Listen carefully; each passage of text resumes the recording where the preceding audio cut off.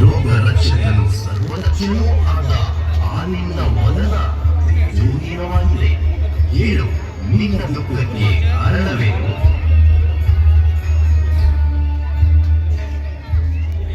ಆಚಾರ್ಯರೇ, ಸರ್ವವನ್ನು ಅರಿತಿರುವ ತಪಸ್ವಿಗಳು ನಾವು. ನಮ್ಮ ವಂಶವನ್ನು ಬೆಳಗುವ ವಂಶೋದ್ಧಾರಕನ ಕೊರತೆಯಿಂದ ನಮ್ಮ ಬಾಳೆ ದುಸ್ತರವಾಗಿದೆ. ರಾಜೇಂದ್ರ ಚಕ್ರಪಾಣಿಯೇ, ಚಿಂತಿಸದಿರು. ನಿನ್ನ ಶೋಕವನ್ನು ಶಮನಗೊಳಿಸುವ ಹೊರತು ನನ್ನ ತಪಶಕ್ತಿ ಸಮಂಜಸವೆನಿಸಲಾರದು. ಇದು ನಿನಗೆ ಸೂರ್ಯೋಪಾಸನೆಯನ್ನು ಬೋಧಿಸುವೆ. ಏಕಾಗ್ರ ಚಿತ್ತದಿಂದ ಸೂರ್ಯದೇವನನ್ನು ಜಾಯತೆ ಆದಿತ್ಯೋ ಮನುಷ್ಯೋ ಜಾಯಂತೆ ಆದಿತ್ಯ ದೇವ.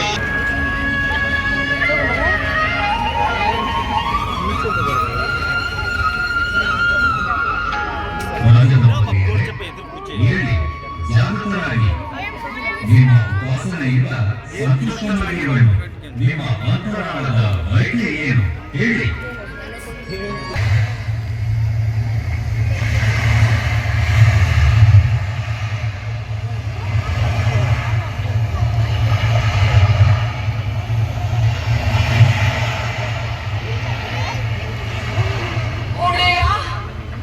ಸೂರ್ಯಾನುಗ್ರಹದಿಂದ ಲಭಿಸಿದ ಈ ಗರ್ಭವು ಮಿತಿ ಮೀರಿದ ಯಾತನೆಯನ್ನು ನೀಡುತ್ತಿದೆ.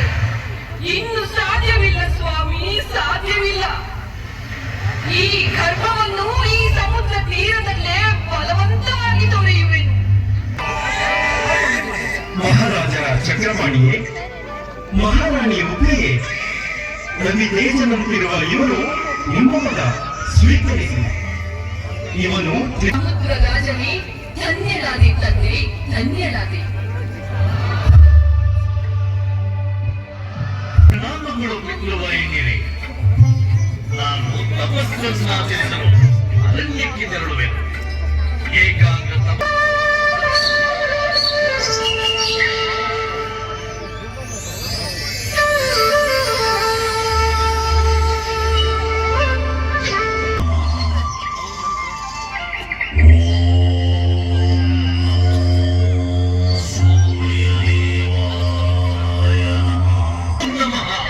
ನಮೋ ನಮಃ. ನಿನ್ನ ತೇಜಸ್ಸಿನಿಂದಲೇ ನಾನು ಜನಿಸಿರುವೆ. ನಾನು ತ್ರಿಲೋಕಕ್ಕೆ ತ್ರಿಮೂರ್ತಿಗಳಿಗೆ ನನ್ನನ್ನು ಮಣಿಸಲು ಸಾಧ್ಯವಿಲ್ಲ ಅಂದ ಮೇಲೆ ಇನ್ನೂ ಜನಿಸದ ಆ ಶಿವ ಪಾರ್ವತಿಯರ ಪುತ್ರನಿಂದ ನನಗೆ ಮರಣವೇ? ಅಸಾಧ್ಯ, ಅಸಾಧ್ಯ. ಎಲ್ಲಕ್ಕೂ ಮೊದಲು ಭೂಲೋಕದಲ್ಲಿ ನಡೆಯುವ ಯಜ್ಞ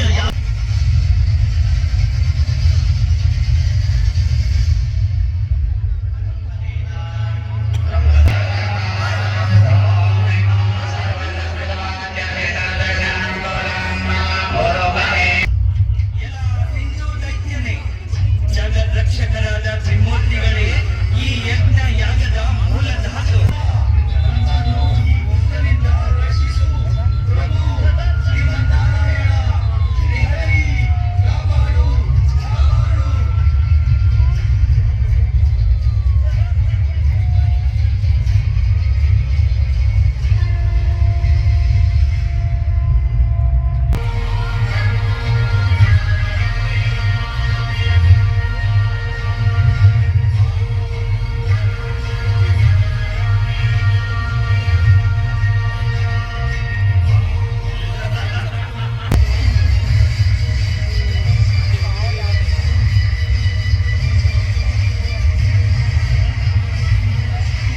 ಲೋಕಗಳು ನನ್ನ ವಶವಾಗುವವರೆಗೂ ನೀನು ಗಂಡಕಿ ತೀರದಲ್ಲಿ ನನ್ನೊಡನೆ ವಾಸ ಮಾಡುವ.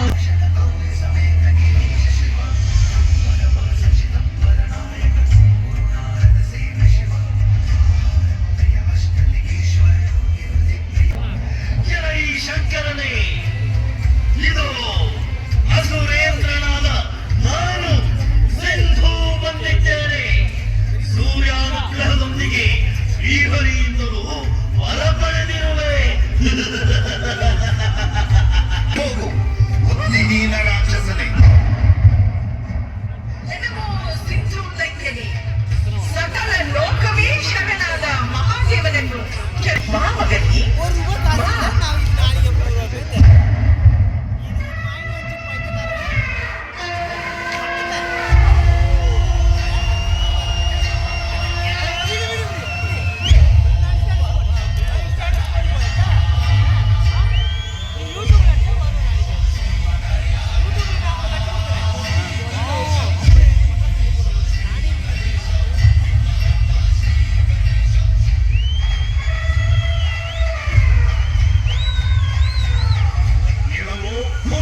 ರಾಕ್ಷಸರೇ, ನಿಲ್ಲಿಸು ನಿನ್ನ ಆಟ ಆಡೋದನ್ನು. ನಿನ್ನನ್ನು ಗಮನಿಸಲೆಂದೇ ಮಯೂರೇಶನಾಗಿ ನಾನು ಅವತಾರವೆತ್ತಿರುವೆನು. ಎಲ ಮಯೂರೇಶ, ನಿನ್ನ ಅವಸಾನವನ್ನು ಕೈಯಾರೆ ನೀನೇ ಆಹ್ವಾನಿಸುತ್ತಿರುವೆ. ಮೂರು ಲೋಕವನ್ನು ತನ್ನಣಿಸಿದ ನನ್ನ ಈ ರೂಪವನ್ನು ನೋಡು.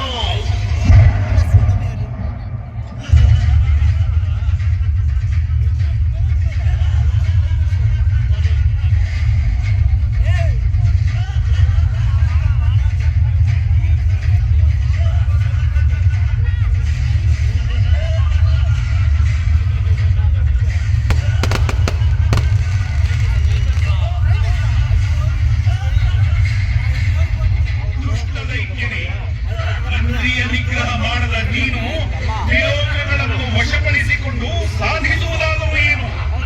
ಸರ್ವ ದೇವತೆಗಳಿಂದ ಪೂಜಿಸಲ್ಪಡುವ ನನ್ನ ಈ ಅವತಾರವನ್ನು ನೀನು ಸಹಿಸುವೆಯ? ನೋಡು ನೋಡು ನನ್ನ ಈ ರೂಪವನ್ನು.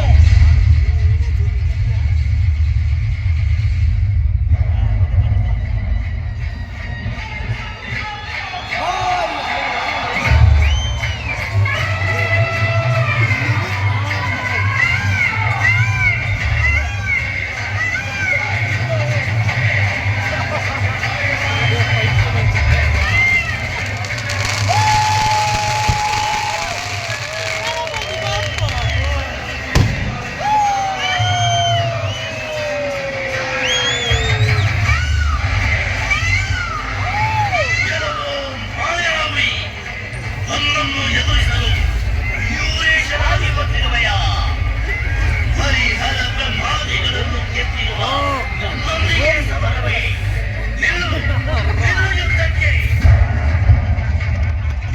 ಲೋಕನಾಶಕನಾದ ರುದ್ರನ ಮಗನಾದ ನಾನೇ ವಾಯು, ನಾನೇ ವರುಣ, ನಾನೇ ಪೃಥ್ವಿ, ನಾನೇ ಯಮ. ಸೃಷ್ಟಿಯ ಮೂಲವೇ ನಾನು. ನನ್ನಿಂದ ಹತರಾದ ಅಸುರನು ಮುಕ್ತಿಯನ್ನು ಹೊಂದೋಣ.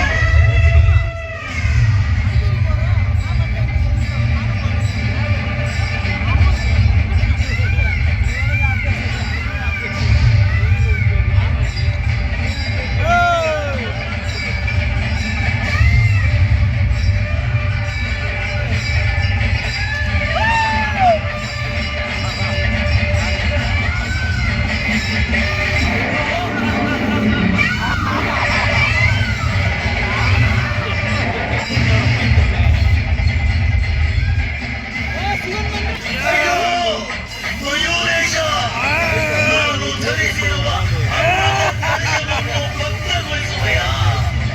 ಬೇಡ, ಬೇಡ, ನಿಲ್ಲು, ನಿಲ್ಲು.